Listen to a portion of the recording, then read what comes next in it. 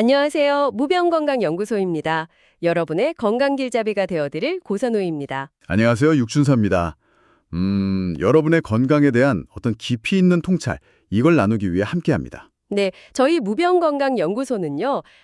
정말 복잡하고 또 어려운 건강 정보들이 넘쳐나잖아요. 그렇죠. 너무 많죠. 네, 그 속에서 여러분이 올바른 길을 찾으실 수 있도록 돕는 등대가 되고자 합니다. 좋은 목표네요. 그래서 구독, 좋아요, 또 알림 설정까지 꼭 해두시면요.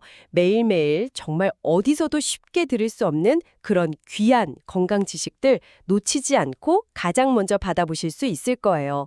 여러분의 건강 여정에 저희가 든든한 동반자가 되어드리겠습니다. 네. 그리고 또 하나 지금 듣고 계신 지역 있잖아요. 그걸 댓글로 좀 남겨주시면 저희가 참고를 해서요.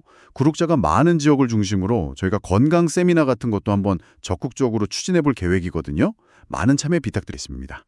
네, 좋은 생각이네요. 자, 그럼 오늘 많은 분들이 아마 경험은 하시는데 이게 뭐 대수롭지 않게 넘기기 쉬운 현상 같아요. 바로 소변 거품에 대해서 좀 집중적으로 파헤쳐 보겠습니다. 소변 거품이요? 네. 혹시 화장실 다녀오실 때마다 변기에 유난히 거품이 좀 많이 생겨서 이거 혹시 내 몸에 문제 있는 거 아니야? 하고 걱정해 보신 적 있으신가요? 아마 꽤 있으실걸요?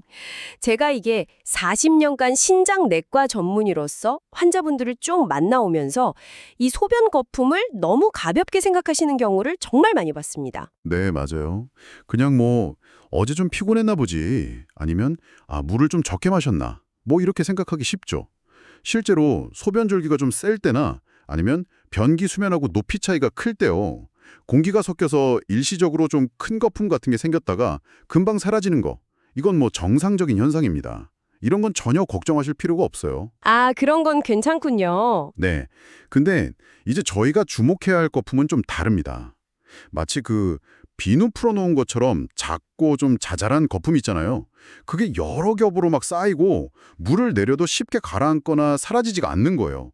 한 10분 이상. 10분 이상이나요? 네. 만약에 이런 현상이 한 2, 3일 이상 계속된다. 그러면 이건 단순한 물리적 현상이 아닐 가능성이 아주 높습니다. 바로 신장에서 단백질이 새어나오고 있다는 신호, 즉 단백뇨를 좀 강력하게 의심해 봐야 합니다. 단백뇨. 그게 문제군요. 맞습니다. 단백뇨라는 게 말 그대로 소변으로 단백질이 빠져나온다는 뜻이잖아요. 건강한 신장은 우리 몸에 정말 꼭 필요한 단백질을 소변으로 빠져나가지 않게 잘 걸러주는데 네, 필터 역할을 하죠. 그렇죠. 그런데 신장에 문제가 생기면 이 필터 기능이 딱 고장이 나서 단백질이 소변으로 막 새어나오게 되는 거죠. 이게 국내 통계를 보면요. 이렇게 지속적인 거품류 증상을 보이는 분들 중에 무려 80% 이상이 이미 신장 기능 손상이 시작된 상태라는 결과가 있을 정도예요. 80%나요? 생각보다 훨씬 높네요. 네. 제가 예전에 진료했던 62세 남성 환자분 사례를 좀 말씀드리면 이분이 소변 거품이 한 3개월 정도 계속됐는데 그냥 피곤해서 그런 줄 알고 방치하셨어요. 근데 병원에 오셔서 검사를 해보니까 단백뇨 수치가 정상 기준의 10배를 훌쩍 넘었고 신장 기능은 이미 30% 가까이 떨어져 있는 상태였습니다. 3개월 만에 그렇게까지? 정말 안타까운 경우네요. 또 다른 분 생각나는데요. 58세 여성 환자분이셨는데 이분은 거품뇨가 1년 넘게 지속됐어요. 그런데도 별다른 통증이나 불편함이 없으니까 괜찮겠지 하고 지내시다가 보다 못한 따님선에 이끌려서 오셨거든요. 근데 검사 결과가 더 심각했습니다. 1년이나요? 네. 하루에 무려 5g 이상의 단백질이 소변으로 빠져나가고 있었고 초음파 상으로 보니까 신장 크기마저 정상보다 30%나 줄어들어 있었어요. 신장 크기가 줄었다는 건 이미 만성적인 손상이 상당히 진행돼서 회복하기 어려운 상태가 되었다는 걸 의미하거든요. 정말 심각하네요. 문제는 여기서 그치지 않잖아요. 네, 그렇죠. 신장 손상은 이게 단계적으로 진행되는데 처음에는 거품뇨 외에는 별다른 증상을 못 느끼는 경우가 많아요. 하지만 단백뇨가 심해지면 우리 몸의 단백질이 부족해지니까 혈액 속 수분을 조절하는 능력이 떨어지게 됩니다. 그래서 붓는 거군요. 맞습니다. 그 결과 아침에 일어났을 때 눈 주위나 얼굴이 좀 푸석하게 붓고 저녁이면 발목이나 종아리가 퉁퉁 붓는 부종이 나타나기 시작하는 거죠. 양말 자국이 막 깊게 남는다면 의심해 볼 수 있어요. 여기서 더 진행되면요. 신장의 핵심 기능, 그러니까 노폐물 배선 능력이 현저히 떨어집니다. 그럼 몸 안에 요독 같은 독성 물질이 쌓이면서 만성적인 피로감, 숨쉬기 힘든 증상, 또 메스꺼움, 시곡부진, 전신 가려움증 이런 것들이 나타날 수 있습니다. 그럼 마지막 단계인 말기심부전에 이르면 아시다시피 혈액 투석이나 신장 이식 없이는 생명 유지가 불가능해집니다.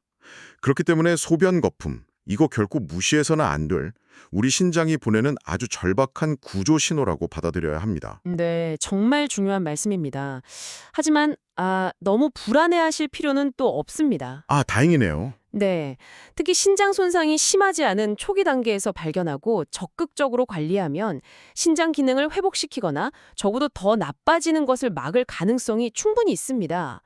제가 40년간의 임상 경험과 연구를 통해서 좀 주목하게 된 의외의 식품이 하나 있는데요. 네, 어떤 건가요? 바로 여름철 대표 과일인 수박입니다. 수박이요? 아, 수박이 신장에 좋다고요? 아마 많은 분들이 좀 의아하게 생각하실 것 같은데요. 그렇죠. 수박은 대부분 수분하고 당분으로 이루어져 있다 이렇게 생각하기 쉽잖아요. 물론 그 자체로도 이뇨작용에 도움이 될 수는 있겠지만 근데 핵심은 수박, 특히 우리가 흔히 버리는 그 하얀 껍질 부분이요. 거기에 풍부하게 함유된 시트롤린이라는 아미노산 성분입니다. 시트롤린. 네, 이 시트롤린은 우리 몸에 흡수되면 아르기닌이라는 다른 아미노산으로 전환되는데요. 이 아르기닌이 바로 혈관 확장에 아주 중요한 역할을 하는 산화질소, 나이트릭 옥사이드, NO의 생성을 촉진합니다. 그렇죠. 산화질소. 이게 혈관 내피세포에서 생성돼서 혈관을 부드럽게 이완시키고 확장시키는 역할을 하잖아요. 네, 맞습니다. 신장으로 들어가는 혈관이 확장되면 혈액순환이 개선되고 혈압이 조절되고 또 신장의 사구체 여과 기능에 가해지는 압력이 줄어들 수 있는 거죠.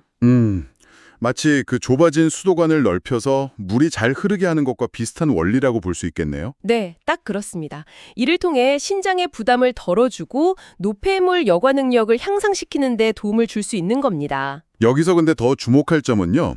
이 시트롤린 성분이 우리가 보통 먹는 달콤한 붉은 과육보다 무심코 버리는 그 하얀 껍질 부분에 2배 이상 더 많이 함유되어 있다는 사실입니다. 아, 정말요? 껍질이요? 네. 어떻게 보면 수박 껍질이 신장 건강에 숨겨진 보물인 셈이죠. 이야, 이건 진짜 놀라운데요. 제가 경험했던 69세 여성 환자분이 기억나네요.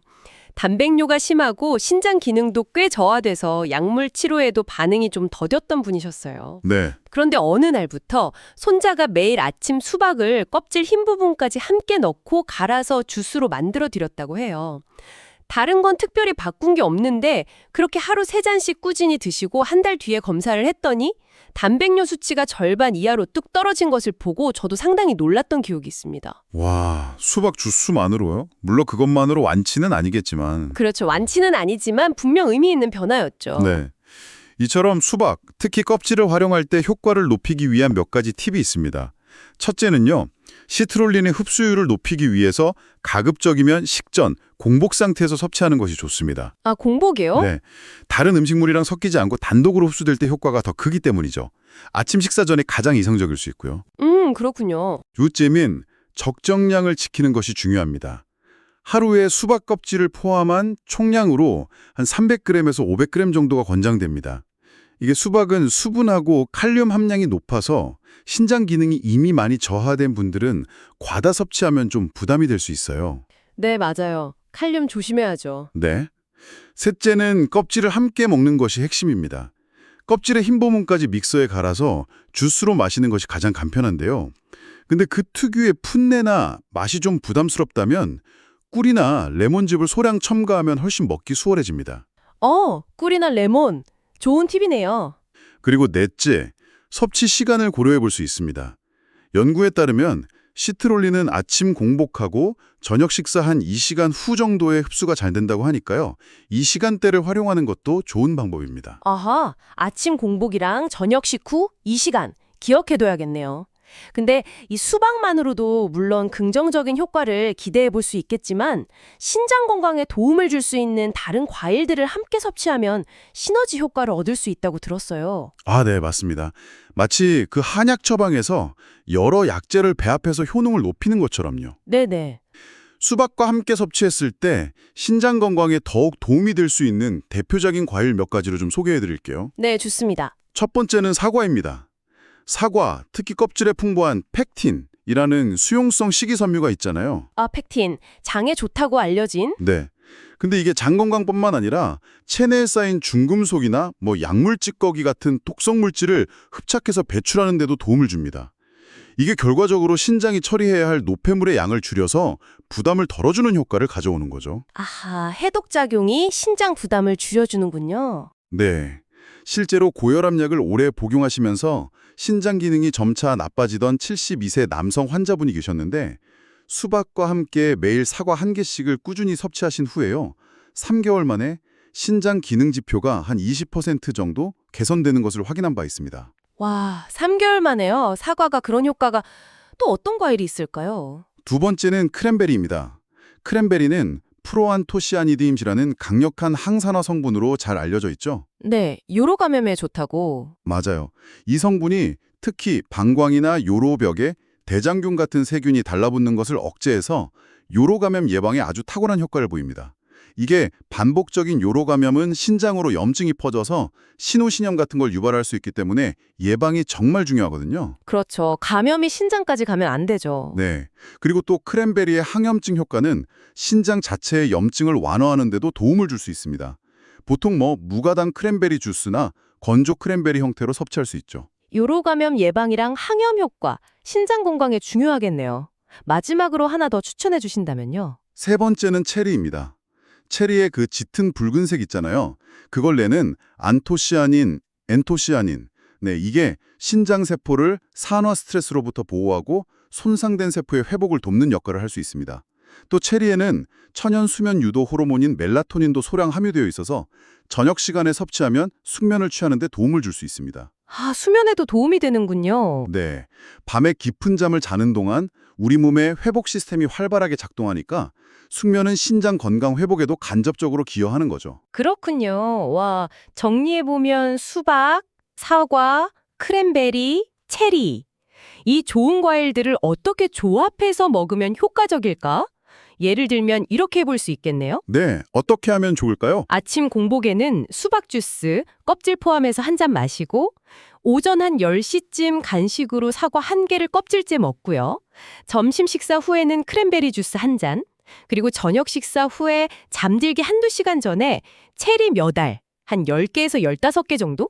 이렇게 먹는 거죠. 오, 아주 좋은 방법인데요. 이렇게 하면 하루 동안 다양한 유효 성분들이 꾸준히 공급되어서 서로 시너지 효과를 내면서 신장 건강을 지원할 수 있겠습니다. 네, 아주 좋습니다. 다만 여기서 몇 가지 주의할 점이 있습니다. 아, 주의사항. 중요하죠? 네, 만약에 당뇨병이 있으시다면 과일 섭취로 혈당이 급격히 오를 수 있으니까 하루 총 과일 섭취량을 좀 조절하고 예를 들어 하루 1, 2 교환 단위 이내 약 200g 미만으로요. 혈당을 자주 확인하면서 전문가와 꼭 상의하는 것이 필수적입니다. 네, 당뇨 환자분들은 꼭 주의하셔야겠네요. 그리고 또 이미 신장 기능이 상당히 저하된 만성신부전 환자분들, 예를 들어 사구체 여과율이 30 미만이신 분들은 과일 섭취에 더욱 신중해야 합니다. 대부분의 과일에는 칼륨 함량이 높은데 신장 기능이 떨어지면 칼륨 배설 능력이 감소해서 혈중 칼륨 농도가 위험 수준까지 올라가는 고칼륨 혈증을 유발할 수 있기 때문입니다. 아, 고칼륨 혈증 위험. 네, 이런 경우는 반드시 주치의와 상의해서 안전하게 섭취할 수 있는 과일의 종류와 양을 결정해야 합니다. 네, 아주 중요한 지적입니다. 기저질환이 있는 분들은 반드시 전문가와 상담 후에 섭취해야 한다는 점 꼭 기억해야겠네요. 그리고 또 기억해야 할 것은 이런 과일 섭취가 신장 건강에 도움을 줄 수는 있지만 이것만으로 신장병을 치료하거나 예방할 수는 없다는 점이죠. 맞습니다. 그게 핵심이죠. 진정한 신장 건강 회복과 유지를 위해서는 식습관과 생활습관 전반에 걸친 근본적인 변화가 반드시 동반되어야 합니다. 네, 가장 기본적이면서도 중요한 몇 가지를 다시 한번 좀 강조하고 싶습니다. 첫째, 충분하고 올바른 수분 섭취입니다.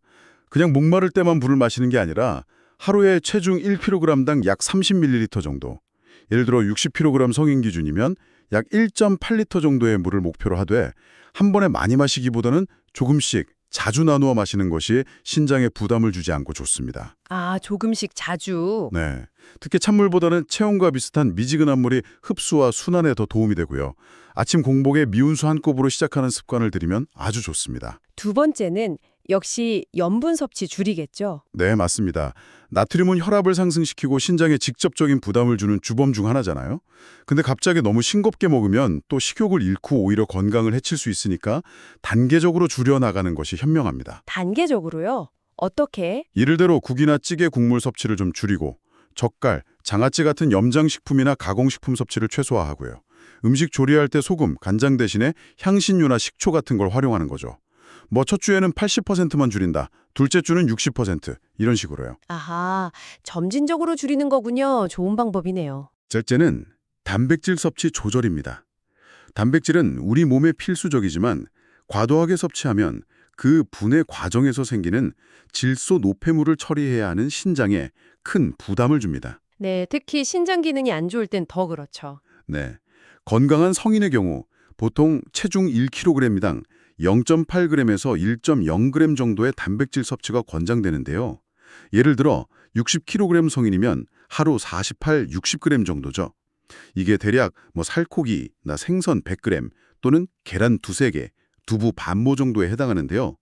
이 양을 한 끼에 몰아먹기보다는 세 끼에 나누어 섭취하는 것이 신장 부담을 줄이는 데 효과적입니다. 세 끼에 나눠서 알겠습니다. 식습관 외에 운동과 수면도 빼놓을 수 없죠. 물론입니다. 규칙적인 운동, 이게 혈액순환을 촉진하고 혈압 및 혈당 조절에 도움을 주어서 신장 건강에 아주 긍정적인 영향을 미칩니다. 너무 격렬한 운동보다는 걷기, 가벼운 조깅, 자전거 타기, 수영 같은 중강도의 유산소 운동을 매일 30분 이상 꾸준히 하는 것이 좋습니다. 운동 강도는 어느 정도가 좋을까요? 옆 사람하고 편안하게 대화할 수 있는 수준, 그 정도가 적절합니다. 실제로 당뇨 합병증으로 신장 기능이 나빠지던 64세 여성 환자분이 계셨는데 꾸준한 걷기 운동을 통해서 3개월 만에 신장 기능이 30%나 호전된 사례도 있습니다. 와, 걷기만으로도 30%나요? 대단하네요. 네. 그리고 마지막으로 충분하고 질 좋은 수면의 중요성입니다. 아, 잠 중요하죠. 네. 우리 몸은 잠을 자는 동안 손상된 세포를 복구하고 재충전하는 시간을 갖거든요. 특히 밤 10시부터 새벽 2시 사이, 이 시간이 신장을 포함한 여러 장기의 회복 활동이 가장 활발하게 일어나는 골든타임으로 알려져 있습니다. 밤 10시에서 새벽 2시 사이. 네. 이 시간에 깊은 잠을 자는 것이 중요합니다. 그러려면 잠들기 최소 2시간 전에는 음식물이나 수분 섭취를 좀 피하고 침실 환경을 어둡고 조용하게 유지하고 스마트폰이나 TV 시청을 자제하는 것이 숙면에 도움이 됩니다. 네, 기본적인 것 같지만 지키기 어려운 것들이네요. 그렇죠. 하지만 이런 식이요법과 생활습관 개선을 꾸준히 실천했을 때 나타나는 변화는 정말 놀랍습니다. 아까 잠깐 언급되었던 67세 김철수 씨 사례를 좀 더 자세히 말씀드리면요. 처음 병원에 오셨을 때 단백뇨가 하루 8g 이상, 정상은 0.15g 미만인데 말이죠. 와, 50배가 넘네요. 네. 그리고 신장 기능, 즉 사구체 여과율은 정상의 40% 수준이었고 혈압은 180에 120mmHg로 매우 위험한 상태였어요. 근데 정작 본인은 피곤한 것 외에는 별다른 증상을 못 느끼고 계셨어요. 네, 그래서 신장 질환이 침묵의 살인자라고 불리는 거죠. 김철수 씨는 어떻게 하셨나요? 처음에는 좀 반신반의하셨지만 제가 권해드린 그 수박 껍질 주스를 포함한 과일 섭취, 저염식, 단백질 조절, 꾸준한 물 마시기, 매일 30분 걷기, 규칙적인 수면 등등 생활 전반에 걸친 노력을 정말 성실하게 실천하셨어요. 아, 정말 꾸준히 하셨군요. 네. 그 결과 불과 8주 만에요. 단백뇨 수치가 2g 미만으로 75% 이상 감소했고 신장 기능은 65% 수준까지 회복되었으며 혈압도 140, 90mmHg로 안정되었습니다. 와, 8주 만에 정말 극적인 변화네요. 네. 근데 무엇보다 제가 가장 보람을 느꼈던 건 처음 배웠을 때의 그 그늘지고 무기력했던 모습이 사라지고 눈에 띄게 활기차고 긍정적인 모습으로 변화하신 거였어요. 이야, 정말 희망적인 사례입니다. 김철수 씨의 사례는 정말 꾸준함의 힘을 여실히 보여줍니다. 하루 이틀 혹은 한두 주 실천한다고 해서 몸이 즉각적으로 반응하는 건 아니거든요. 특히 신장 기능은 회복 속도가 좀 더딘 편이라서 더욱 인내심이 필요합니다. 최소 3개월 이상은 꾸준히 실천해야 변화를 체감할 수 있습니다. 3개월. 네, 꾸준함이 중요하군요. 네, 중간에 변화가 좀 더디게 느껴지더라도 포기하지 않는 것이 중요합니다. 그리고 정기적인 병원 검진을 통해서 단백뇨 수치나 신장 기능 지표의 변화를 객관적으로 확인하는 것은 동기부여에 아주 큰 도움이 될 수 있습니다. 작은 변화라도 확인하면 더 힘을 내서 지속할 수 있죠. 맞습니다. 저 역시 70대 중반의 나이에도 이렇게 건강하게 활동할 수 있는 건 제가 환자분들께 말씀드리는 이런 원칙들을 스스로 꾸준히 지키려고 노력하기 때문입니다. 매일 아침 제철 과일이랑 견과류로 시작하고 식사 때는 염분하고 단백질량 신경 쓰고요. 틈틈이 걷고 일찍 자려고 노력하죠. 꾸준함이야말로 건강을 지키는 가장 확실한 비결이라고 저는 확신합니다. 네. 자, 오늘 정말 많은 이야기를 나누었는데요. 너무 복잡하게 생각하지 마시고 오늘 당장 시작할 수 있는 작은 것부터 한번 실천해 보시면 어떨까요? 네, 작은 시작이 중요하죠. 예를 들어서 이번 주 목표는 매일 아침 공복에 수박 주스 한 잔 마시기 딱 하나로 정하는 겁니다. 그게 좀 익숙해지면 다음 주에는 오전 간식으로 사과 한 개 추가하기를 더하는 식으로요. 아, 단계별로 좋네요. 네. 물 마시는 습관이나 걷기 운동도 처음부터 완벽하게 하려고 하지 마시고 하루 1리터 마시기, 하루 10분 걷기부터 시작해서 점차 늘려가는 것이 좋습니다. 맞습니다. 시작이 반이고 꾸준함이 전부입니다. 혼자 실천하기 어렵다면 가족들에게 도움을 청하고 함께 노력하는 것도 좋은 방법이죠. 네. 서로 격려하고 지지해주면 훨씬 수월하게 건강 습관을 만들어갈 수 있습니다. 여러분의 신장은 아직 포기하지 않았습니다. 어쩌면 거품료라는 신호를 통해서 여러분에게 도움을 요청하고 있는지도 모릅니다. 네, 너무 늦었다고 생각하지 마시고요. 오늘 저희가 나눈 이야기들을 바탕으로 지금 바로 작은 실천을 시작해 보시기 바랍니다. 그리고 실천하시면서 겪는 어려움이나 궁금한 점, 혹은 긍정적인 변화가 있다면 언제든 댓글로 남겨주세요. 저희가 함께 응원하고 소통하겠습니다. 네, 좋습니다. 마지막으로 오늘 내용이 유익하셨다면 구독과 좋아요를 통해 저희 무병건강연구소에 응원을 보내주시면 정말 감사하겠습니다. 오늘 배운 내용 중에 딱 한 가지만이라도 내일부터 실천해보겠다. 이렇게 다짐해 보시면 어떨까요? 여러분의 건강한 변화를 저희가 늘 응원하겠습니다. 감사합니다. 감사합니다. 건강한 하루 보내십시오.